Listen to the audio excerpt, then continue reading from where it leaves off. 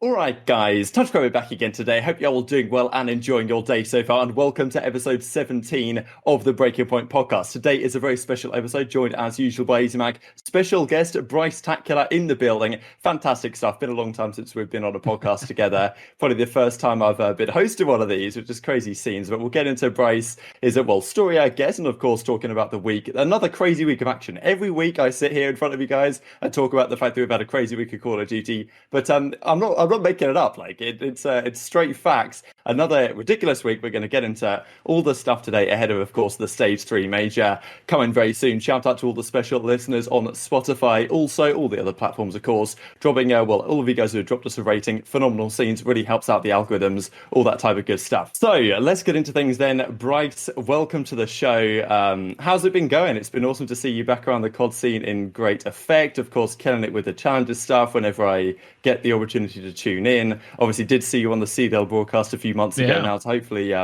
you'll be back in force in time indeed. But yeah, how you been doing? Good. It's interesting. The first point we were back in the. I never left. I never left. COD left me. No, it's good. Like I understand it. It's one of these things. Like I've never really gone anywhere. Call of Duty is in my blood. Like regardless of what I've done in esports, because I've covered the majority of big esport titles over my career. I always end up coming back to Call of Duty and doing bits, and I love doing bits, right? Like very much enjoy it. I can't help it. I have a decade of Call of Duty knowledge, friends with the players, spoon some of the biggest names. You know what I mean? Like there's no getting away from it for me, and it's something I genuinely enjoy. Like I'll be sitting there just playing League play on my own and suffering the hell that is that solo. So I'm good. I'm good. Thanks for having me. Absolutely fantastic stuff. Well, a bit of a throwback, and let's dive in because we have an awful lot to cover. Firstly, I wanted to touch on the Huke move to Los Angeles Thieves because this time last week, Austin, we recorded the episode and just missed it by a day or so when the Huke change was officially announced. Great. It feels like it's more than a week ago, to be honest, that happened. But just wanted to touch on it briefly because, of course, it's been discussed to death. But initially, when this change was made, I mean, pretty mind-blowing scenes. Understandable that Huke would move to, well, obviously he's going to go somewhere. I was honestly surprised that Dallas let him go so quickly, and I was very impressed by Thieves snapping him up as quickly as they did. Of course, they did play one series this week that we'll dive into. On the other side of things, TJ going out of the team was certainly an interesting talking point. Some people were saying TJ, some people were saying Venom should have been the one to leave the team. I guess it's got to be one of those two. So yeah, just some thoughts on Austin from you. Like, were you expecting it to be announced as it was, and do you think TJ was the right man to be out of the team? Super shocked they let him go so quickly because there was only one match that Dallas saw with Fellow and they just let him go. So it's a high risk to do that. But LAT was one of two teams I thought even had a chance of getting him. So that move makes complete sense to me. I think Venom has a little bit of a higher ceiling right now than TJ, a little bit more consistent. So I understand that move too. So it was a game-changing move for LAT. They kind of launched themselves in the top 3 potential with a couple of the other teams struggling right now. So it was a great move by Nadeshot, honestly. Go on, Brice. When Austin finishes, it's that's how it goes. That is some fucking great checkbooks coming out. I'm not going to lie to you. There has been some money thrown. It has to be some serious money moves, right? Like Mega bucks. It is one of the most high-profile moves I've seen in a while. This guy's an ex-world champion. He's not bad. Dallas weren't a bad team before they got rid of him, right? Yes, current world champion. Before they got rid of him, Dallas weren't bad. They weren't a bad team. They were still top. They were still doing well. Second and third. Yeah, it was pretty good. I don't know what they were expecting. I don't know if they're better now or what they're expecting. They're expecting somehow to get back up there, right? Thieves is probably the biggest profile team you could move to apart from Chicago. And obviously, Huke was he was one of the golden boys. They wanted him in. Hastro said it publicly. I want him in. I don't know what on earth happened to make Dallas detonate and get rid of him. Just like this chunk of Huke is just blown off. And Thieves gone, thank you. I'll take that very much. All the beef between Dallas and Thieves that went on the timeline about a month ago apparently disappears when there's serious cash on the table. Because Hastro gone, yeah, sure, you can pay the bank. I don't know what was paid for him, but it must be good. Either they've put some serious cash out, or Stro has decided to cut the old budget and had him take over his contract. There has to be some big old zeros flying about for this move to actually gone ahead. Sure. Because not only is Stro either trying to get some money out of it or transfer the contract, but he knows it's going to make Thieves better. Like, there's no freaking way it doesn't make Thieves better. It doesn't give Dallas more competition in the long run, right? Calculated move to figure out whether or not Thieves are going to be better than Dallas over time, because Huke's going to be hungry as shit, right? Like, he's going to be wanting to prove himself. Whatever happened internally with that team, Huke's obviously going to want to play and want to make sure that he can win again if he can. Like, I have no idea how on earth that move happened. I just didn't expect it. I was sitting there going, yeah, they'll keep on to him for a little while, and maybe he'll fly under the radar and go to some team who's genuinely struggling. Because Thieves were like middle of the pack, right? They're not amazing. They weren't terrible. There are much worse teams in the league. If anything, Seattle should have got their checkbook out. Seattle should have just started Seattle should have probably sold part of their franchise to Dallas to get Huke on board, because that's how bad that team is doing. We can get into that for sure. I think you nailed all the key points, to be honest, there, Brice. I mean, the thing that to me that is crazy is the fact that like Castro just lets him wander. And what I would be mind blown at, well, not exactly mind blown, but I think it'd be kind of crazy, right? If during the off season, Champs finishes, they let Dallas or they let Clayster go to New York, right? Not let him, but they, that's the move they make, going back to 4v4. And now Huke's gone. So, okay, 2 pieces of the World Championship winning team have gone. And I think you can certainly see a world in which at the World Championship, both of those 2 teams were outplacing Dallas, which would be quite the storyline. But we can talk about Thieves continuing in a second here, because, of course, they did play a match against New York this week. Firstly, we'll just talk about LAG real quick, because it's interesting, this team right now. They make this change for Chino coming in. This week they go 0-2. They go game 5 in both of their series against Minnesota Rokkr and the Mutineers. Interesting to me, because LAG are one of those teams that, like, the whole plan is let's get the other lads to game 5 and let's beat them in a game 5. That is how they have caused upsets these last couple of years. And here they succeed in getting to game 5 against Rokkr and against Florida, but they just can't get over the line. So I don't know. I wonder whether they're considering another move. The Vivid out change already, to me, Brice, was somewhat strange. But then you're looking at a team now that seems to be improving somewhat with Chino, but they still can't get points that they desperately need. And the loss to Florida is especially important, given they now drop into the bottom 4 and aren't making champs as it stands. I think realistically, this team is treading water.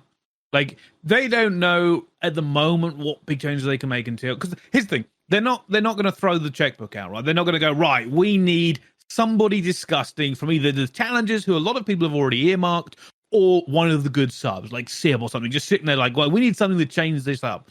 Not going to do it. I just don't see them do it. Cheating, they look better. They looked a little bit better, but you are right. Like, this team, I don't know if we're going to see a significant enough change, or if they're going to find the ability to push themselves forward towards the end of the season. Like, we're only like 3 months away from the end of the year, realistically, in technical, most of the COD terms, right?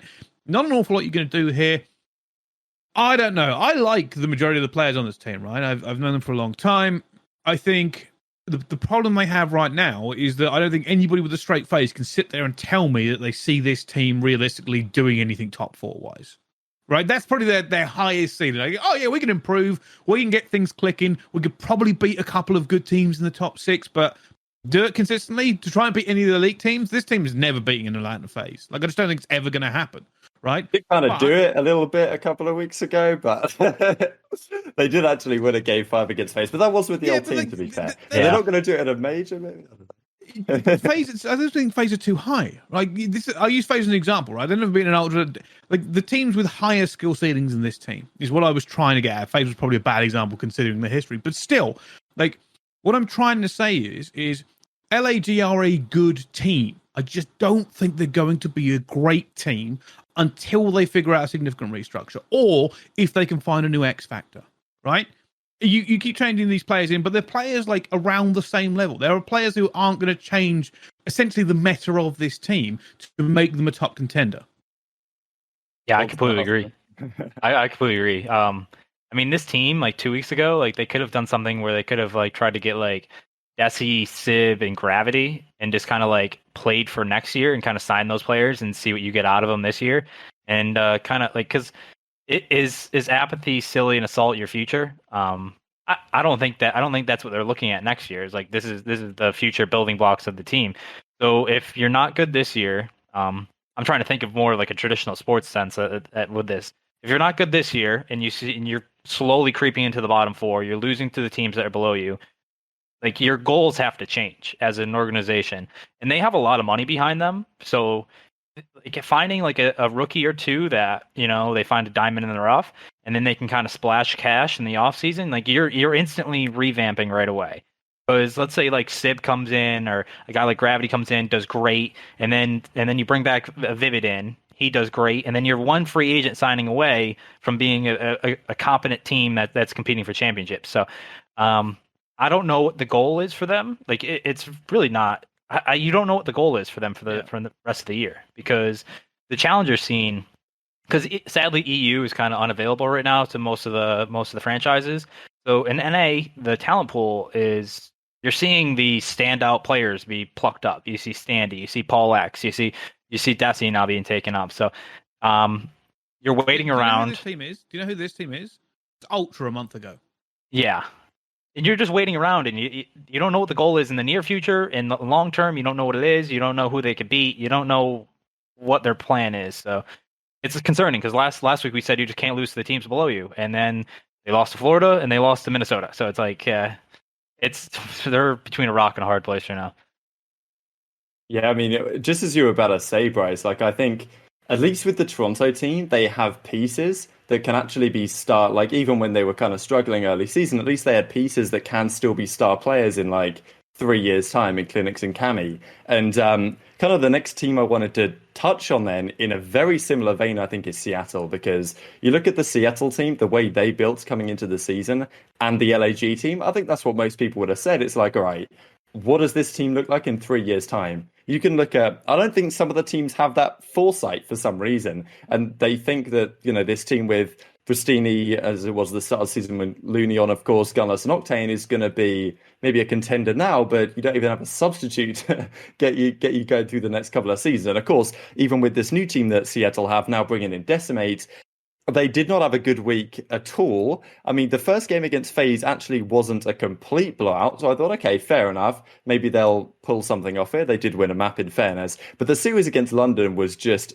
pretty tragic, to be honest. Like, we kind of heard from their communication as well. It was not exactly sprightly. Didn't really seem like the vibes were flowing or whatever. But, I mean, this series against London was just brutal. Like, the first hard point, they probably should have got 100-point clubs. They got a nice break over at the final P1, but London were in complete control of the game the entire time. They won a search and destroy, lost to close control, and then got absolutely bodied on Apocalypse, which has been a map where Pristini has been pretty good and has been really one of their own shining stars on that map. So I don't know what you do with Seattle. They're now officially bottom of the league after their defeat to London. They lose the tiebreaker. A team that coming into the season would have said, okay, maybe this is an improvement. Gunless here. Can Pristini be the slaying SMG? He's kind of proved it. But I don't know. As you say, the league is competitive, but just one of those teams that not only are they struggling to have success now, but you look like a couple of seasons down the line, and it's looking somewhat dire, Brice. Dire is an understatement. Dire is an understatement. Like, I don't understand this team in the slightest, right? You'll remember probably 18 months ago now, I did a draft. We did a draft for the players in the league, right? Number one pick, number one prospect was Octane. And pretty much everybody agreed on it, because Sim was the MVP of the last championship, but Octane was consistent. He was great. Surge got him. And since then, like, it's not obviously, I'm not going to blame Octane, but just you'd think that they kept building these great teams, but they just absolutely are not good. Like, in any way. And I don't really understand. Look at the team now. Like, look at the team they have. And they're bottom of the league. There's no freaking way you could convince me that was going to happen. I have no idea. This is one of the teams I don't even want to touch with trying to fix. Because no matter who they bring in, it just seems to be a complete shower of shit.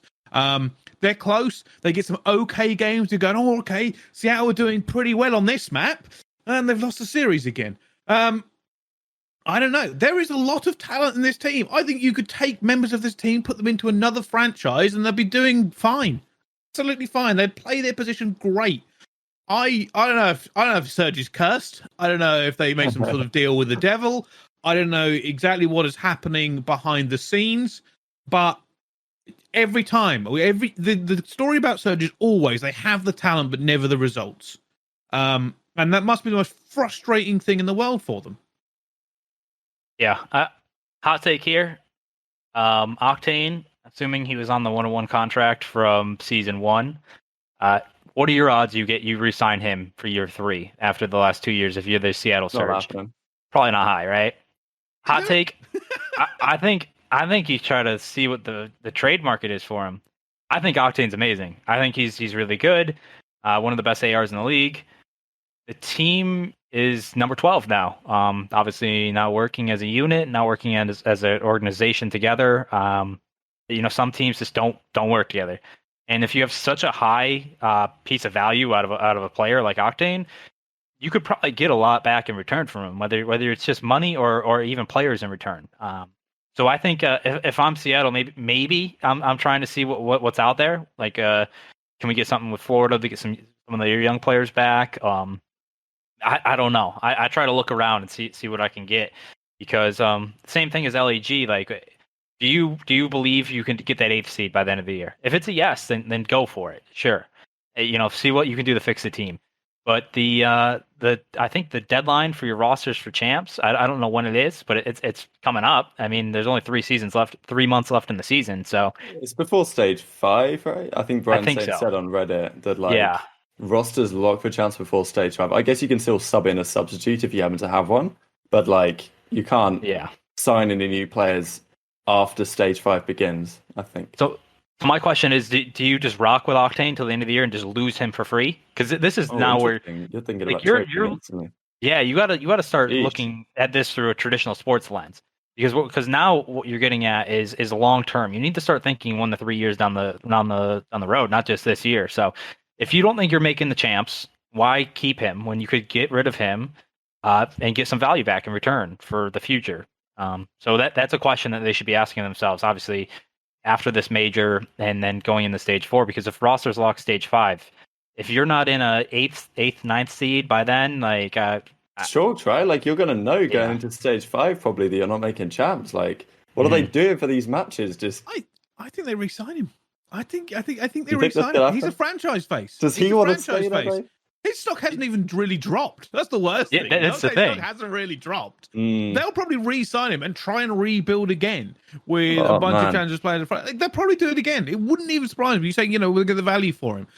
I think they re-sign him. I think they re-up his contract again and try to figure this out. But like I said before, right? I don't know how to fix this team because they keep trying. They keep bringing more and more talent in, and it keeps doing absolutely nothing. They've got Gunless. Remember the conversations around Gunless? He was the really second good. coming of the Messiah, right?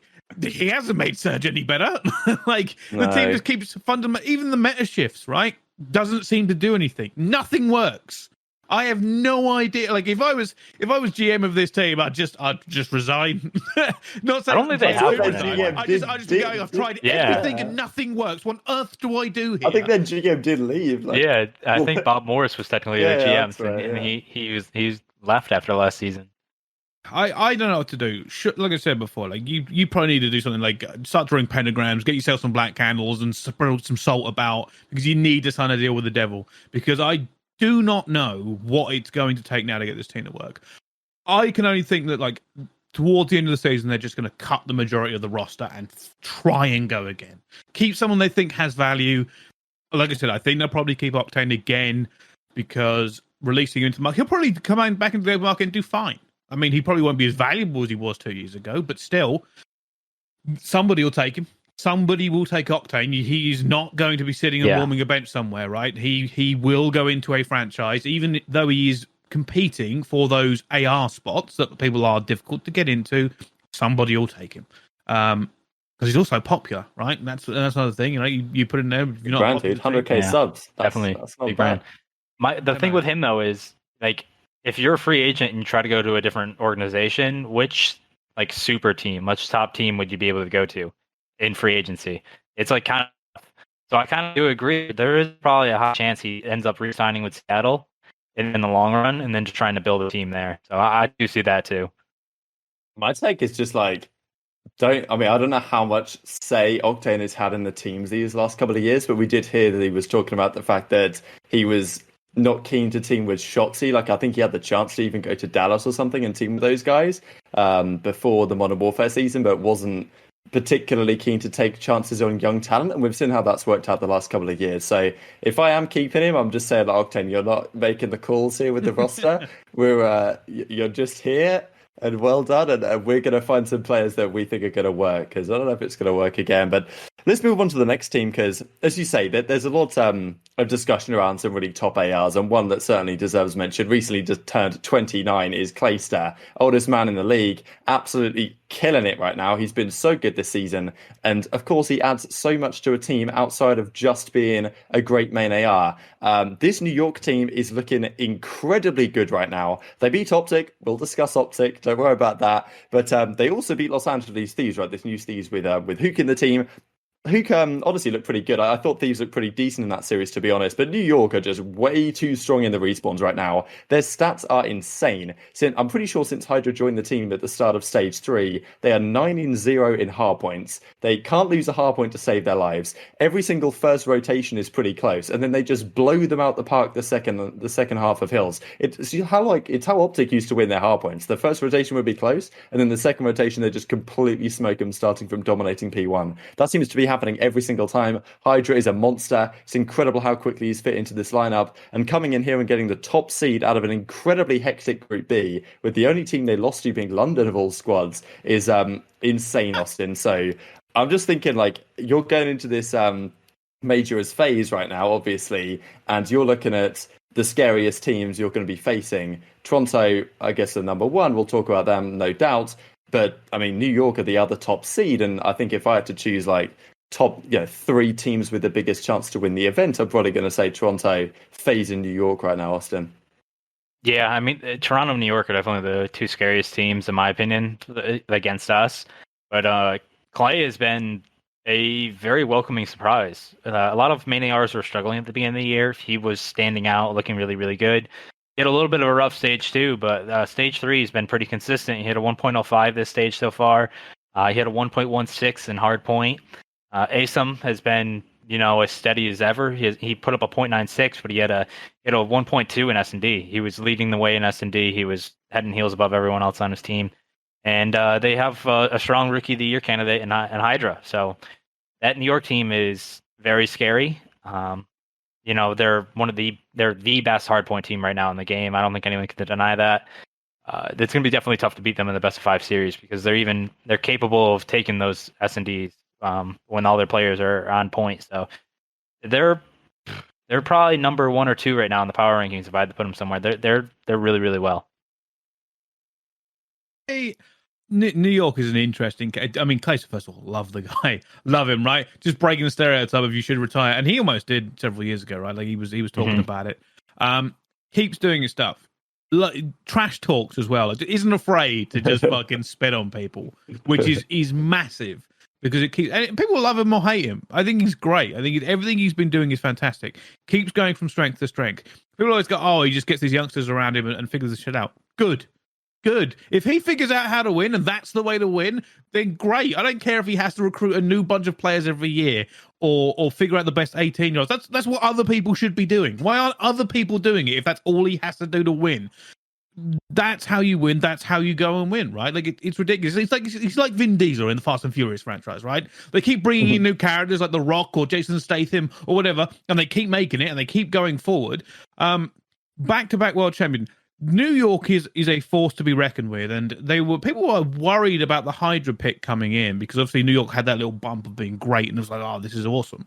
And he went, well, we were, but it's kind of settled down to a consistent lower level than we wanted it to be at. So we'll try Hydra out. We'll see how it goes. And he is a fast youngster with everything that you're going to get for him. And Clayton go, right, well, I need you to do this, and I'll make sure I get your trays, and we'll gun everybody we can. And people can't cope with it. And he keeps doing it. He knows how to win and how to run that AR in the most decimating role he possibly can. And he still got it. He has been frying recently. And I think if you're a hater of his, then you hate how successful he has been. And the fact that he can do it and stick a finger up and say, I'm Clayster, I'm going to get hype after a game. Anyone who doesn't like him getting hype after a game is insane. He is a professional athlete with the competitive grind to win. And I would be more rude about the people who I think I don't like him celebrating because you're just salty as fuck, right? That's all it is. It's only jealousy that a guy who's 29 and has been killing it for close to a decade, could have retired when he had that massive run of bad luck, has come back, won back-to-back world championships, and in his third season of being back at the top, is doing it again and telling you to go fuck yourself. So it's all Clay at the moment. Like, he's one of the most polarizing figures in the community, but I think most people love him for those exact reasons. Yeah, I agree, Brice. I mean, just unbelievable scenes from Clayster once again. And I mean, this is kind of what a lot of people talked about, I think, coming into the season. That was my expectation, is that New York might be solid at the start of the year, but nothing spectacular. And then they'll bring in Hydra at some point, and then they actually will look like championship contenders by champs. And they already look like championship contenders here, and it's the end of stage 3, which is probably slightly earlier than I was expecting. I thought it would then have a longer adjustment period with Hydra, and we can talk about honeymoon all we like, but some teams have not much of a honeymoon period and then just get better over time. Case in point, Toronto, right? Let's touch on this team because they have just dominated this stage so far. I mean, I don't think enough people maybe are talking about the level of dominance Toronto have come out with these last several weeks. 5-0 in Group A.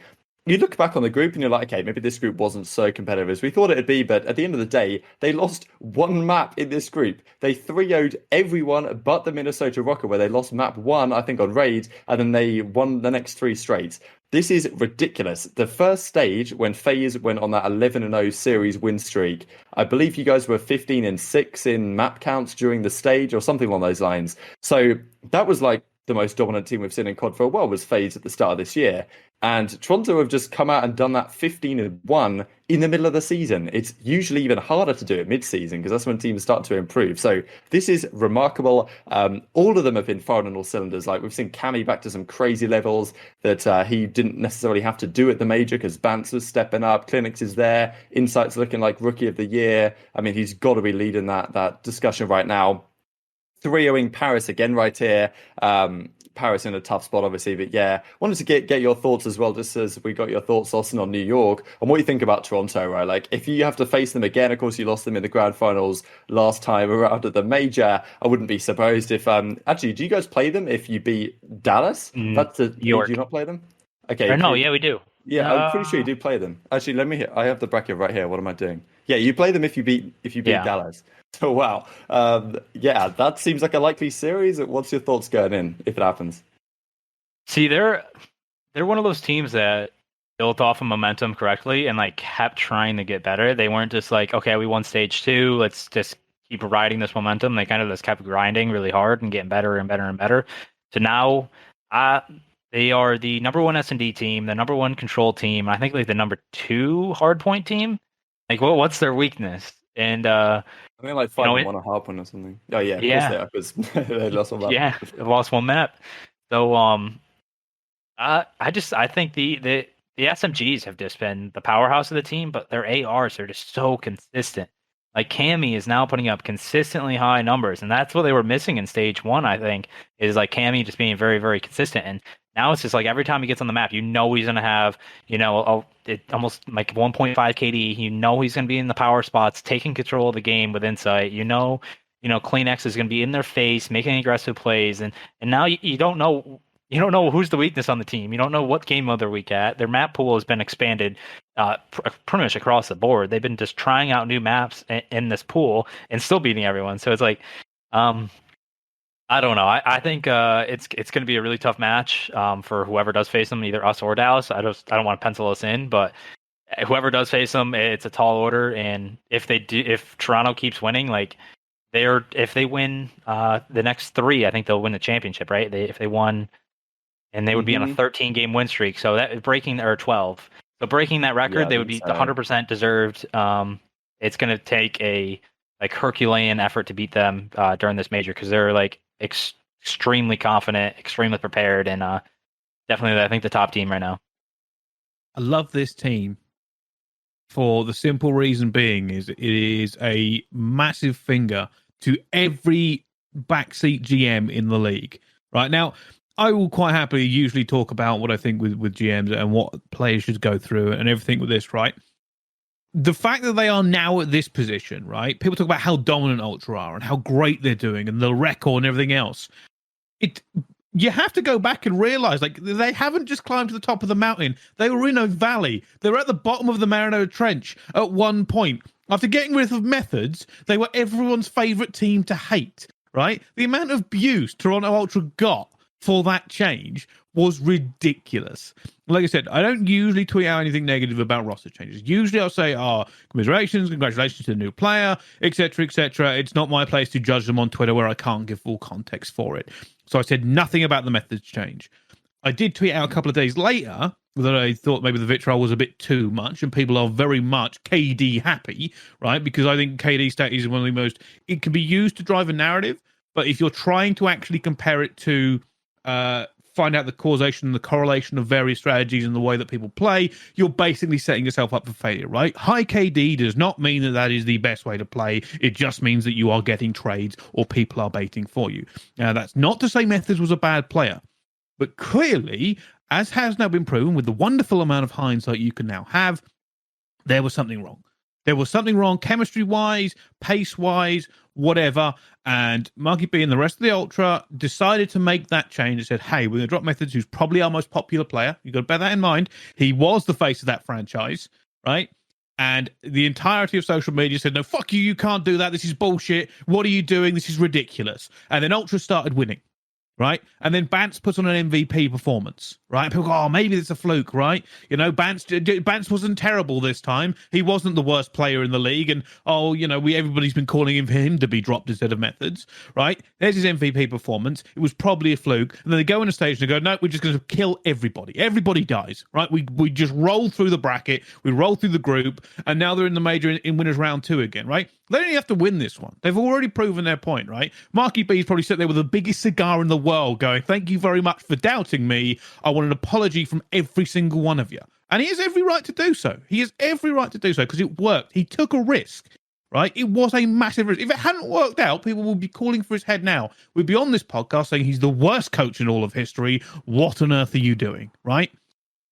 Not gone that way. I mean, nobody expected this to happen. Nobody thought with the single change, Ultra would be the best team in the league. Other teams now want to replicate it, right? This is the season of rookies. This is all that every team is looking for. You don't win, find a challenger player. Is there a good one about? Is our sub good enough to stick in and turn our fortune around? Ultra have now made a case that, yeah, most people will be like, well, maybe we do get somebody outside the ring. Maybe we take some big challenges. I don't know what's going to happen in the second major, but the fact that in a month that has changed from a team nobody cares about to this is the team to beat is frankly ridiculous. That's the crazy thing to me is the fact that they started stage 2, 2 and 3. Like, I'm pretty sure they went 2 and 3 in groups, and they snuck through to the major or something like that, or maybe they went 3 and 2. I don't know, but it wasn't pretty. Like, their start to stage 2 wasn't pretty. They took some time to get going.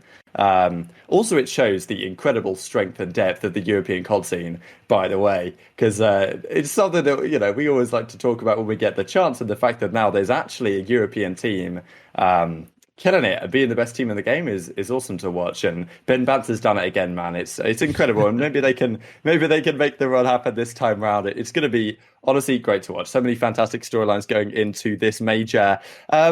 Another team to mention then on the discussion about teams making changes and not having immediate improvements, that'd be the Dallas Empire. They certainly got clowned pretty hard this week on social media after their loss to the Mutineers. And Mutineers are a strange team because when they're firing on all cylinders, they can beat basically any team. Awakening's playing well, and Skies, and Neptune has shown some signs of life lately as well. They're really tough to get past, and Havoc was kind of doing his job, especially in the Dallas series. The teabag against City was kind of funny. But Dallas kind of got smoked here.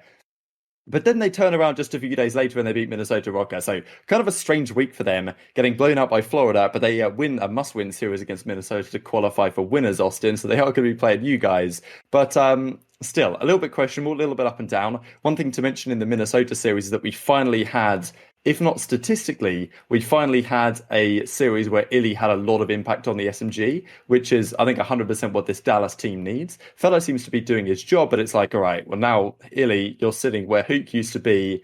it's time to actually slay out heavily, because Shotzi's been looking great and the rest of the guys are going to kind of do their job. So if it can step up, I think they can be a threat to you guys. But I mean, against Sipper and Beezy, it's going to be tough, Austin. Yeah, I mean, he had big shoes to fill, and he finished with a 1.17 with,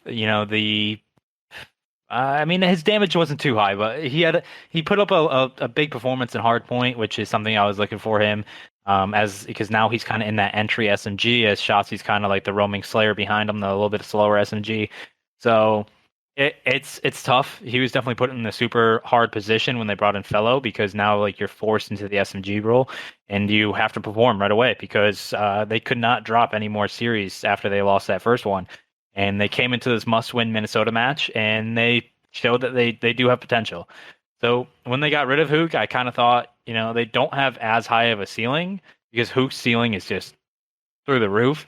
But their floor is pretty steady. Like, the floor is pretty high. Like, I know what I'm getting out of Fellow. I know what I'm getting out of Crim6. I know what I'm getting out of Shotzi. The only X factor I really had was Illy. And he showed that, when the cards are down, he can perform. So it was good to see out of him, because I know he has a lot of pressure on himself, and he plays and puts in a ton of time. So was happy for him. This team worries me. This team worries me, because start of the year I was like, okay, it's like basically it was the Dallas FaZe show, right? Like, it was always those two thrown against each other. That was the top two boys. Let's see who wins out of this one. Obviously the storylines around that, right? And ever since then, it's felt like a backslide for them. Like, it's just felt like they like dug their fingers in, and they're trying to get up there, but they're not really making any progress. Like, the Huke thing was massive, because you always felt, right, with that original team, that they could probably get back to the top. They just need to click for a weekend, and they could win a major, right? They could beat anybody. And I was worried when Huke left. I was like, there must be some serious issues in the team. Like I said before, right? Before that changed, they weren't a bad team. And now I don't think they're a bad team either, but I'm worried that they've shifted down a gear at this point. Like, not majorly, like, it's not the terriblest thing. I'm just worried that their ceiling's not as high. I'm worried that they're never going to be a dominant team. I just don't know if this is going to be dominant. I think they can click. I still think they still have a high ceiling. I just worry that whatever the reason for this move was, and I'm sure it will come out the exact reason and how it all came down to it, that they're not in the greatest of positions for being world champions again, right? Because that's the goal of this whole thing, right? Win a major, great. Win the world championship, we know how much it gets thrown all over social media. The world champions were announced in the game this week, right? Like, it's not like a small thing you're all playing for. The players are in the game. You get the trophy, the Jordans, the massive throne, all this sort of stuff, right? In the ring, and you are cemented forever as a world championship. I'm worried this team is not going to win it again. Not because, I have any personal stake in it, but because that is a legacy you're talking about. You want to be a back-to-back world championship winner. You want to have that, that empire all in, decorating the stage and everything again. And I'm worried, as we move into this, not just this major, I think they'll do okay in this major. FaZe is a big obstacle. If they can get past FaZe, fantastic. Huge obstacle for them, though, of course. And then they run straight into Ultra, who's been slapping people about as well. I don't know if they could beat both of them. If they somehow do it, then everything I've said is wrong. But to do it would surprise me massively. Yeah, I think you're bang on there. I mean, this is exactly where I see this team having a tough time, is that, like, can I see this squad of four winning the world championship this year with all the other teams improving massively? I'm not necessarily sure I can. Obviously, we need more evidence, need more time. But this is the thing with changing out Huke so quickly, is that now, like, what is the backup plan for this lineup? If it doesn't work out, you basically have no options. You've gone all in on this team, and that's how it's going to be. And if it doesn't work out, and as you say, Brice, I struggle to see them beating both FaZe and Ultra. And if you go down to losers, unless you Ultra did it last stage, it might be short. I'll see you ready to go, Austin. You have another thought? It kind of reminds me of Toronto, actually. Now that you were talking about that earlier, Brice, it was like, you have Illy and Bance were like the two like underperforming like players now, and before in stage one when Toronto was struggling, everyone was kind of saying like, how high is their ceiling? Can they beat the best teams? Like, can we see them consistently beating Chicago, Dallas, Atlanta, New York? And a lot of people said no. So I'm really interested to see if, if Illy steps up to be like the potential that everyone saw 2-3 years ago when he was coming up. And is Shotzi going to reach those MVP level forms? Because right now he's playing very well, but like, where's the next couple gears when he faces off against like Toronto and New York, like the top two teams right now? How high is that gear? Like, how high can this team go? And I think that's a little bit what people are worried about until they do it. And facing against us and then potentially Toronto and then who knows after that is like a good resume builder if you can do it, and it's a good confidence builder for the rest of the season. Yeah, I agree. And it's like another one of the big questions is you're looking at what those guys were capable of last year with Clayster on the team. And now, okay, it's just Crim there. Can Crim get the same out of them as Clay maybe did when they had the kind of dual leadership stuff going on? So incredible stuff. If it didn't go back to 4v4, I don't think we'd have been seeing changes. I think those guys would have continued rolling. But crazy how much changes like that have not only immediate impacts, but knock-on impact as well. So let's touch on what was, we did not just touch on it, I think we're going to have to dive in a little bit deeper. The series of the week, really, in terms of storylines, which was FaZe versus OpTic. This was an interesting one going in, because given that OpTic had just lost to New York earlier in the week, that was, honestly, the series that kind of sold it to me was when OpTic lost to Thieves. It was like, okay, now they lost that, it's like, hang on a second here, lads. Yes, you came out 2-0 at the start, but that's not really a series you want to lose for a number of reasons, especially when your respawn's been looking shocking and you've got to play New York, which is never going to end well. So even though, I don't know, maybe I even predicted OpTic to win, so ignore that. Maybe I'm just an idiot. But anyway, then they play FaZe, right, on the Sunday. They have to win this series 3-1 or 3-0 to qualify based on the tiebreakers, and FaZe just roll them over in incredibly quick fashion. I was surprised it was this convincing, let's be honest. I thought it would go the distance, or at least I thought it would maybe go game 5 and FaZe would win anyway. You thought it was going to be an absolute bloodbath, Brice? I thought it was going to be one-sided. I didn't think it was going to be that one-sided, but I did not think OpTic were going to win it in any day, shape, or form.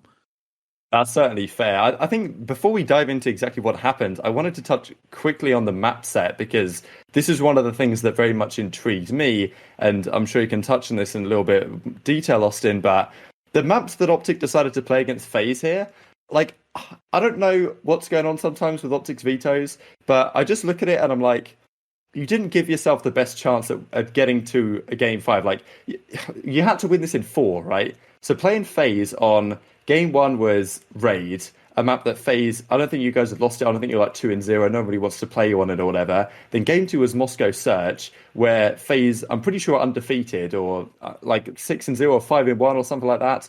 Just incredibly good on that map. So it's like, you're playing those 2 maps first up. How are you really setting yourself up to win in 4 maps? I just don't understand OpTic's logic here, Austin.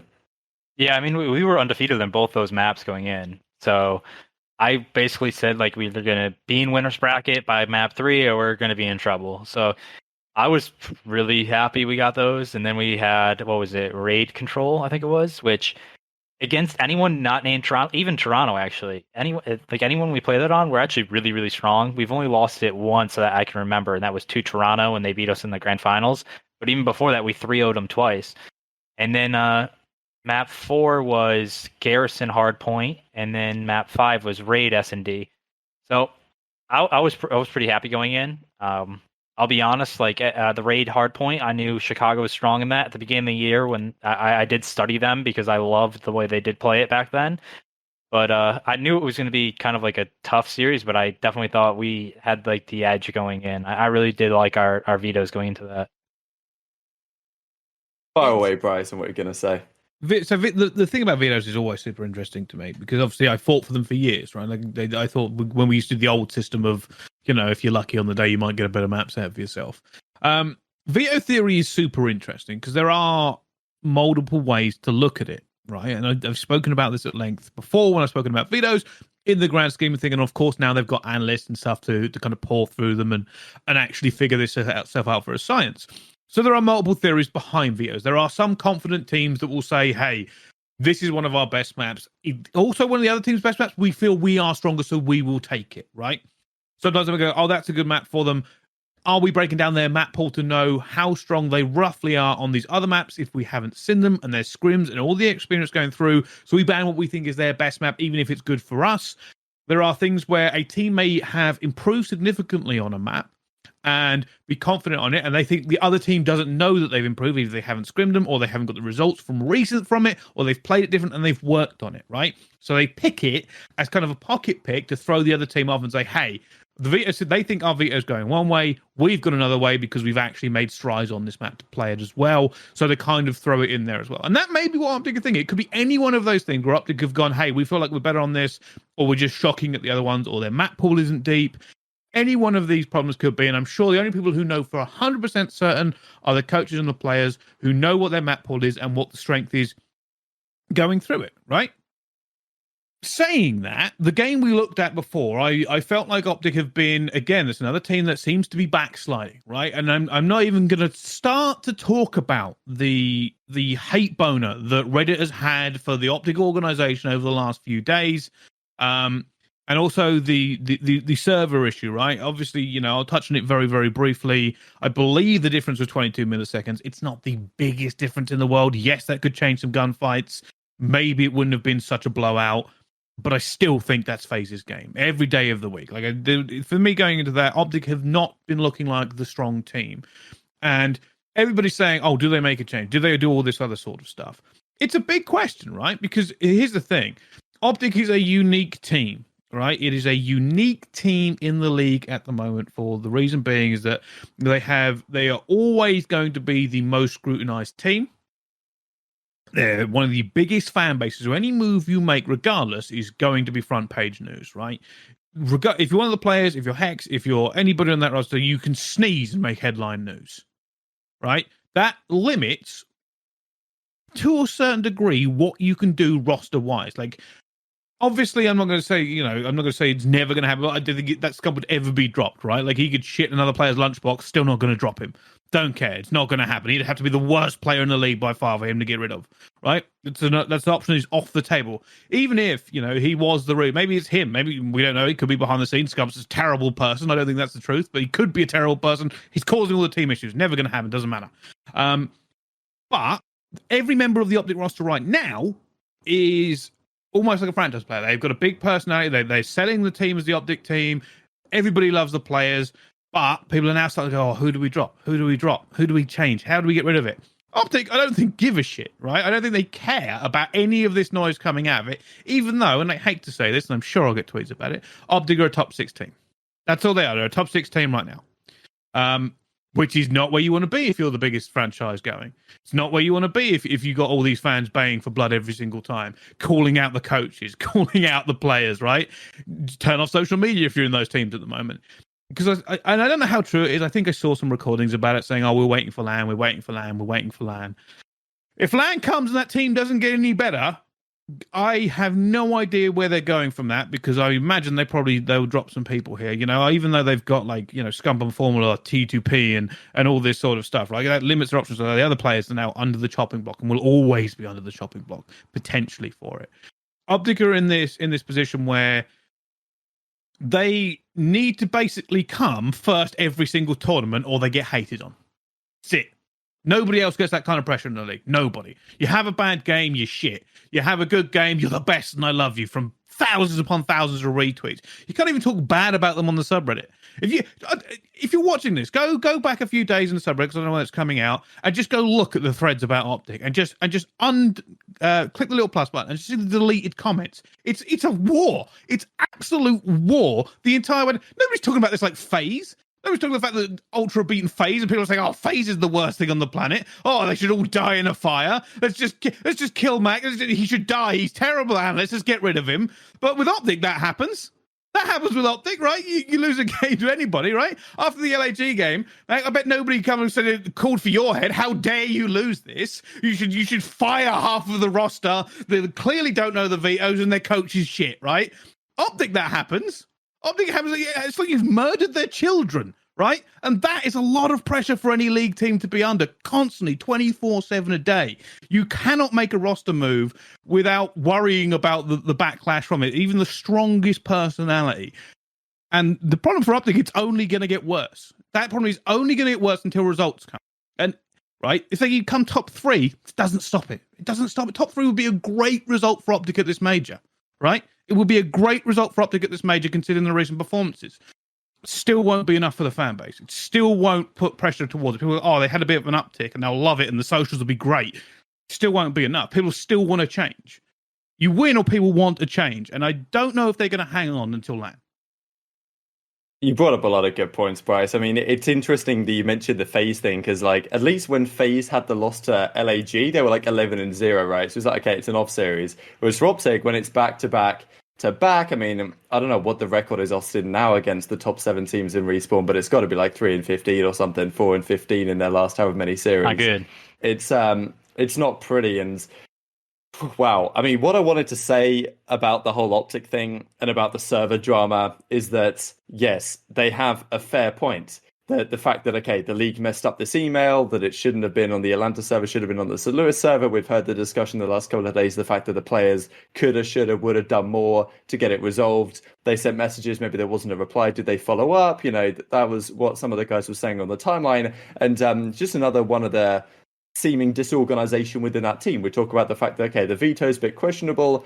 Is the decision making incredibly organized over there? Then we're looking at the fact that, yeah, so apparently we're playing on the wrong server. Other teams had even noticed this. Like Clayster said to Envoy on Twitter, he told them about that 3 days ago. Oh, we knew too before. Email. Yeah, the FaZe guys knew as well. So it's like the OpTic guys knew. They, for whatever reason, didn't follow it up as they should have done. It's like, I don't think that should be Envoy's job to do. Like there's, you know, if I was a player, I should just be focused on playing the game, right? It should be my job to figure out what server I'm playing on. And just the way that the tweets came out, like from Formal and from Dashy and from the rest of the guys, I mean, the ones from Dashy saying like, yeah, 9 ping for sure, nothing I can do about it. It's like, this is just a classic thread that I see every time OpTic loses series, and the excuses just come piling out. It just is what it is. Now, the fact that these excuses they have some basis in reality, certainly, but I think almost every time you'll see OpTic lose a big tournament, there's some reason why it's happened other than just they actually need to focus on improving significantly as a team, and they aren't where they need to be. We saw it when they lost to Minnesota Rokkr. They get 3 plays for accuracy. It's like, you know, just luck, right? So, okay, all right, we chalk it up to luck, fine, but you're not taking on responsibility for that loss. That's my perspective on it. We're going to see the same thing. This is my prediction. If this team doesn't change before LAN, which I don't think it will, but the question mark is then that LAN's only coming back for stage 4, and after that, that's it, right? You can't make a change and at the start of stage 5. So if they don't perform at LAN, they have to make a change instantly if they want to switch something up before stage 5. Maybe that won't even happen. The way I see it happening, they go to LAN, they perform as they are right now, and guess what? After coming top 6 or something at the stage 4 LAN, or, you know, this is just me thinking about what the trajectory of this team could be, all the discussions come out as, okay, yeah, well, if fans were in the arena, then it would be different. Then we'd actually be good. It's like, all right, how about you focus on improving the core of your team and, you know, the types of performances you're putting up here, rather than bringing out what seems to be what I see as a consistent trend. Bit of a rant there. Don't know if you had any thoughts, Brice. I kind of saw you it's tweaking. It's the thing is, where do OpTic even go? Like, I don't even know who they go and get, right? Because you are right. Like, the time is now ticking. It's the run up to champs. As much as you don't want to talk about it, there are 2 majors in the way. It doesn't matter. It is. I'll quickly want to touch on the server thing, right? Because I don't usually like commenting on this because it's league up stuff, and I know there are a lot of people working very hard in the background. So yes, there was clearly a mistake made from whoever did it in the league ops side, right? Clearly a mistake made. OpTic didn't pick up on it, right? So there's 2 points of failure right there. I don't know who's more to blame. There is something in the background. Now, I don't know every avenue of communication. I don't know everybody in charge, and I don't know how it all works because I am not in that situation, which is why I don't want to go too deep into it. But there is clearly a breakdown of communication somewhere. And obviously, the league ops made a mistake. Whether or not the team should have picked up on it, who is in charge of that, where the communication is. The fact, like, this would have been a lot more difficult to break down. In fairness, it might have been simpler if Clayster hadn't said anything. If Clayster had said, we noticed 3 days ago. Like, well, why is Clay noticed? Why is nobody else noticed? Where are the emails gone to? There is a breakdown somewhere, and nobody's going to say anything. The Call of Duty obviously aren't going to say anything because they made a mistake. That's an apology, and by all rights, right, I'm going to put this out there, there is even a case, and I don't really even want to go through it, but there is a case for them to say, hey, maybe this series should be redone.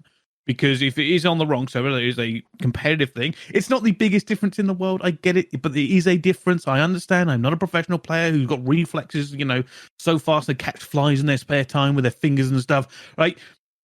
But a breakdown in the competitive integrity of it did happen.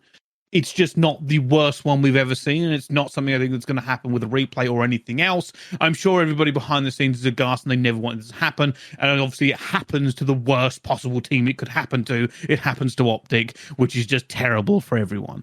But there is clearly also something on the OpTic side, right? I don't understand if other people knew about this issue, how it wasn't forwarded back, how it wasn't fixed, how we were playing on that server, why did that happen?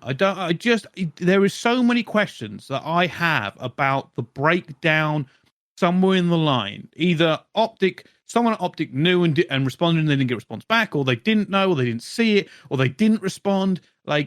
Somebody is clearly messing up somewhere if other people knew, but they knew straight away afterwards. It sucks majorly because if anything, it kind of put a downer on that game, right? It was a great game for FaZe. OpTic obviously didn't have a great time, and you are right, Rab. The excuses came out, and everybody kind of just chalked it. A lot of people just in their mind just chalked it. His server was wrong, and I'm like, it was wrong. It was wrong, and there's no getting around it. But I don't know how to fix it. I don't know how to fix that.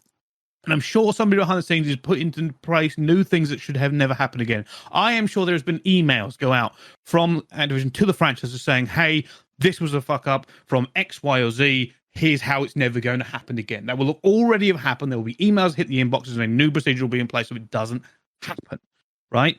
But it sucks, but I think we have to move on from it. Yeah. I was just really disappointed because obviously...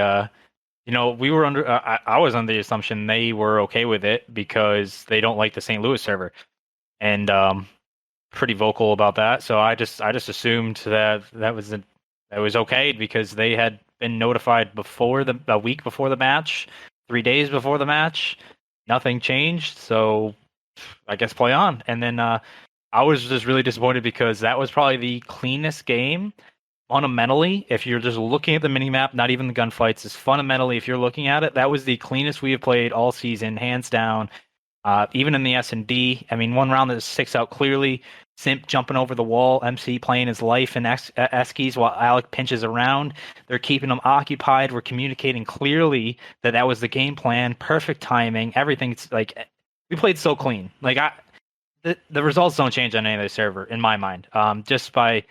obviously OpTic didn't play well. They probably had some fugazi gun sights, sure. But the amount of split pushes and uncoordinated holds and breaks and S&D rounds, I just think I was just I was happy watching it, just the minimap, because I just saw so much improvement on our side. So it was just kind of a downer that that was the instant reaction right after the game, because I was getting excited to see our guys get praised for having great fundamentals and stuff, and then it was just that, and I was damn, guess we have to do it at the major too. So, but I mean, it is what it is.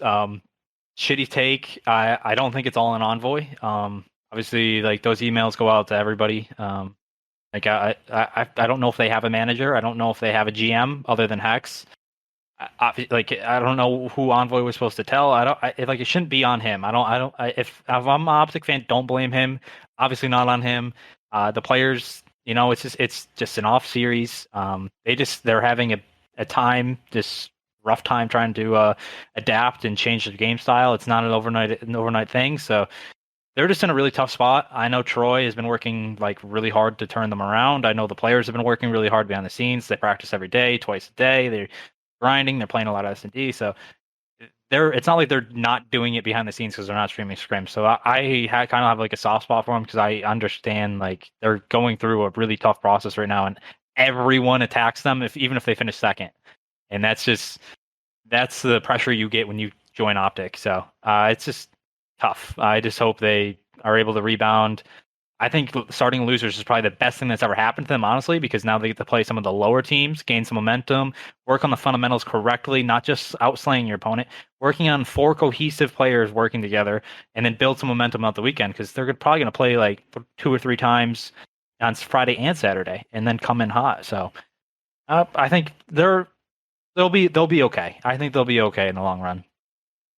It's just crazy to look at how this has transpired. And speaking about that, we'll do a quick segment here actually about some questions that came in from Breaking Point fans on Instagram. So I thought this was relevant. We'll discuss it now before we dive into some brief predictions for the major. But FA Primal says, if OpTic Chicago were to make a roster change now, let's say they had to, who are you benching, right? It's a question that everyone's been talking about. I know we've kind of discussed, like, look, we don't think they will do, don't necessarily think they should do, but it's tough to say. As you say, Scump and Formal, I don't think they're going anywhere. Scump especially, that is how it is. And I think that does at times create some issues for their team, given the fact that, you know, when you've got undroppable players, it creates issues in the how much fire do they have under them to actually keep improving and be at the top of their game all the time. It's somewhat tough to say. At the same time, all the players on the team obviously bring something outside of just the gunfights they bring on the map. Like Envoy, I think, does a lot of great work in terms of being the in-game leader. I think he's a very smart player overall. Maybe he isn't working perfectly with Scump right now. Obviously, Scump's carrying the bomb. Obviously, Formal's got great communication. Dashi, I think there's a bit of a question mark, because to me, Dashi comes into the team and the expectation is, you know, drop a 1.2, right? Like drop a 1.2 in a big series and go huge on a map, and that's what's going to win. Dashi isn't known for his spectacular comms. He's not known for being an incredibly smart, visceral player, you know, hitting the rotations. But that's, to me, that's where the question mark is, right? So I don't know your thoughts on that, Brice, if they had to make a change right now. I hate saying this about OpTic, because I'm sure there'll be people upset about it, like saying, "Oh, you can't drop Scump for it." It's a reality, possibly. I mean, Formal could potentially get dropped, but it's just the backlash you get from it. It takes a huge amount of testicles to make that call, like giant. You'd have to have some serious balls. I just put my computer in bin to break my phone if I had to make those calls.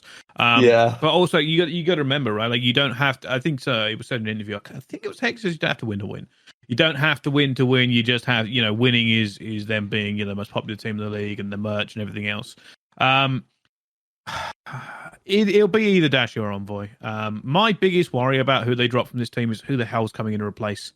I mean, they've got General as a sub, and I know General's been putting up. I've seen clips from challenges and him doing well, but I don't think they put General in. I don't think it's the right time for General to come in. I don't know if it changes the team dynamic in the way they want it to.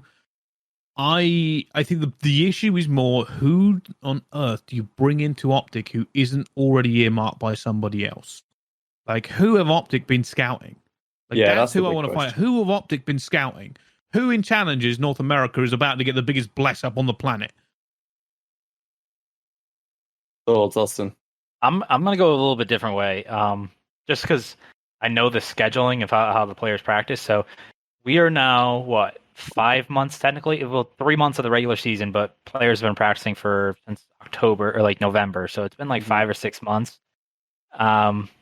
Obviously, we do have a week break in between majors, but a lot of people don't know is usually teams start practice. They have 1 day off. We take like that Monday off, and if you're in the final like that Sunday, you take Tuesday off, but then you're back at it on Wednesday. And then you're just straight grinding, because you usually have to either A, learn new maps, B, learn a new patch, C, learn a whole new meta.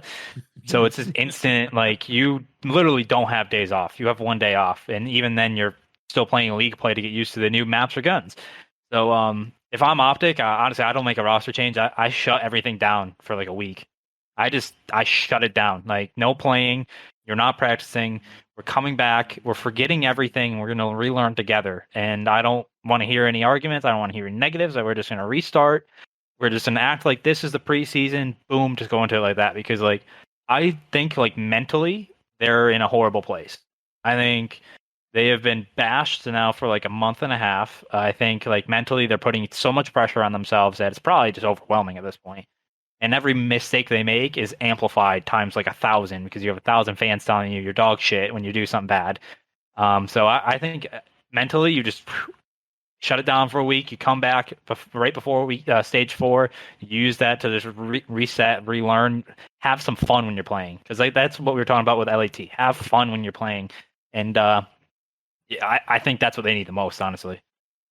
Speaking of LAT, that's the perfect time to dive into the next question. It comes in from Lane Chaffin 05. The final one we'll touch on this episode. But if you do guys want to get involved in giving us some questions in the Breaking Point Discord, there's a podcast questions channel there. You can drop any thoughts you might have in there. But he says, do you think LA Thieves acquiring Huke will make them a top 3 team in the league? And I think this is very interesting what you were kind of getting at, Brice. The fact that, do they have a general manager? Who are they scouting? Do they have the balls to make a big dick move? I mean, Thieves are a team that have certainly done that multiple times already. Like, you've got Jacob and Modog there, not afraid to make a massive roster change. And to me, that's going to be the difference with this team in the long run, making changes that you don't necessarily want to make, but they're things that you think will improve the team, and you've got to give it a go. And that's a luxury that, of course, OpTic doesn't have, given the fact that they can't change some players, and any change you make is going to be, well, it has more knock-on effects outside of just the results. So who comes into the team? Will they become a top 3 team in the league? I think there's absolutely at some point over the next couple of seasons they will be. Whether it happens this year, it's interesting to say, right? Because FaZe are obviously unreal, Toronto are unreal, New York are looking unreal. I mean, even if Thieves are 4th best team in the game, that's still very good. So I don't know. I'd like to say it will happen, but I kind of thought that this what would happen when Huke joined Splice back in Black Ops 4. That didn't really work out, Brice. No, it didn't. I'll be honest with you. The whole time I was thinking, oh my god, what if OpTic got Huke? I think that's they were all I could think about when he said like, it, and I was like, yeah. what if OpTic had got Huke? Yeah. Like, cause He said he thought about it for a second. Like, because that's the issue, right? Like, we are talking about the run up to the end of the season, right? There aren't that many big moves you can now make. Huke would have been one of them. Right? He 100% would have been. The OpTic fan base would have been, chanting in the streets of how great that move would have been for them. I don't know. Huke is definitely always going to be a factor. I think he's a very talented individual player. I was disappointed. Like, we've already covered this about him. I think when you talk about OpTic and Thieves, obviously there's always going to be like the blood mix between them, because obviously of Nade and everything going through. And regardless of what you think about players and personnel strategies and everything else, if you're going to be honest with yourself with any of these teams, you have to think about the business side of it, right? They know that getting a world championship is a big thing, but they also know that getting some wins and being popular, attracting fans, selling merch, getting tickets, getting all this sort of stuff is also very big as well. And it is the reality for OpTic and Thieves, as well as probably like FaZe are another one. I think Dallas are probably the 4th. They're in their own tier of any move they make is probably bigger scrutinized, not just strategy-wise, but business-wise, because they are the biggest franchises, right? While New York is doing well, they never really exploded into people's minds. Ultra, even though they are, dominating now, and won last year, Canadian team, so they have a limited thing from North America because people tend to choose the other teams. It's not like London where they have the rabid fan base and everything. I don't know. I think Thieves have potential. They don't look great at the moment, but I think, let them bear. They have a good coaching team. They definitely have the talent. That's the crazy thing. The talent is there in spades. And Kenny's been looking pretty good when he moved to the AR role. I know that was a big thing, right, when we talked about Thieves a month or so ago about this big move to Kenny. Because I'll always remember Kenny running the PBSH in World War II and just being ridiculous, right? Being that ridiculous, that player, I think, pulled off a 4 against Echo Fox for the win. But he's been smashing it, right? It turns out, you can switch positions and you can be a dominant player if you have the talent to back it up. I think the problem with Thieves top 3 is it's plausible, and I'm trying to figure out, who do they actually have to take here? I don't think at the moment Thieves take Ultra or FaZe realistically on any sort of consistent basis. You play 10 games, they don't beat them consistently. Do they beat Dallas? Possibly. Yeah, I think that's plausible. That's certainly something you can put in the book. So yeah, that can happen. New York, I think, is probably actually the harder game for them, because New York look pretty good at the moment, and they're going to, especially with the new team, going to struggle to cope with how New York have been looking. So their top 3 prospect for Thieves is not the greatest one. We see who they realistically, and obviously like the bracket and stuff. And I know you don't always face all these teams, but think about the benchmark, right? That's where you got to put these teams. Benchmark. Who do they beat on a consistent basis? Ignoring all the times the map set and the map pool and everything, because there are tons of variables that go into this, and you crunch the numbers for it. Thieves can come top 3. It's just not as likely as they probably would like. Yeah, I can agree with that. I think us in Toronto really don't match up very well versus them. Like looking at it through LAT, because we're very good at, both of us are very good at S&D and control. So I don't know if LAT really matches up in the long run for against either of us that well. I do think New York, if LAT can match their hard point, I think LAT can definitely match them in S&D and control. So that might be if New York starts to fall off. But I think right now LAT is probably fifth. They're probably right below Dallas. I think Dallas is like the gatekeeper to like the elite like winning teams. So I think if LAT can find a little bit consistency in each of the modes, build some chemistry, because right now it didn't really look like there was a lot of chemistry yet. But they did have a lot of positives. So I would say top 4 is definitely achievable in the near future. Top 3 is a little bit less likely. Yeah, I think that's probably about right. And they do have an achievable bracket at the major. I mean, they play Mutineers first up, then they play New York. And, well, of course, they just lost New York this past week. So let's finish off the episode. I think we've had a great one with some brief predictions from the boys on what we think is going to happen here in the grand finals. I just want grand finals matchup prediction. Who are the 2 teams in the grand finals and who takes it, Brice? This is an easy cop out to say Ultra and FaZe, right? Easy cop out. Who wins that? Here's the thing, right? I have a feeling that FaZe win it, and I have no idea. Nothing backs me up on that, right? Nothing. But I'm not saying it just because you're here. Nothing backs me up on that. I am. It's a difficult one considering how well Ultra have been doing, but it's not consistently against FaZe. And I'm thinking, obviously, people are watching Ultra now and learning from Ultra, because nobody really went to watch the Ultra VODs before and go, oh, we can learn from them. Maybe they were stronger in a map or two. But now people are switched on and be like, well, we're going to figure out everything we need to do. Where are they strong? How do we beat them? Because they are the team to beat at the moment. Yeah, I think it's an easy cop out, and I hate it because it's such an obvious thing to pick. But yeah, an Ultra FaZe grand final makes the most sense at this stage in the game. You could potentially throw New York in there if they start gunning like they have been. I don't think it'd be Dallas. I don't think it'll be Thieves. I don't think it'll be OpTic, and obviously all the rest are just a mid to bottom tier. Yeah, I think that's the easy cop out answer. I wonder what you're going to say, Austin. Honestly, I want to face off against Toronto again, just because they beat us in stage 2, and they, I think they did it pretty cleanly. They beat us in both the controls, which we hadn't dropped at any at the time. They beat us in S&Ds, and it was kind of like unexpected. It definitely was. They came out definitely Bance. He came out so much hotter than I thought they would. So I definitely want to face them again. Definitely because we got to even up that win-loss in the finals versus them, and look forward to more in the future. Absolutely, yeah. I think I agree with Brice's take on the fact that FaZe versus Ultra, this time it might be a different story. Like, I know how well prepped you guys would be for that series. So I'm sure Ultra will prep very nicely as well. So that's the thing. I think FaZe are going to beat Empire, then I think you guys are going to play Ultra. I don't know who wins that series. So I'm going to say the team that I think, well, maybe this is complete fake news, but I feel like the team that's most likely to make the grand finals might be New York, just with the bracket they have. I'd love to see New York in the grand finals. I think this is wishful thinking. I don't really care who they play. I'd just love to see them there. I think I can see a world in which you have an Ultra New York grand finals. I can see a FaZe New York grand finals. I don't think any of the teams from losers will make it. I can see a world in which Thieves get really hot and make a run as well, but I don't think any of the other teams are going to be there. So I think it's going to be one of either FaZe, Ultra, New York, and Thieves, 2 of those 4 teams in the grand finals. I'm going to say New York versus...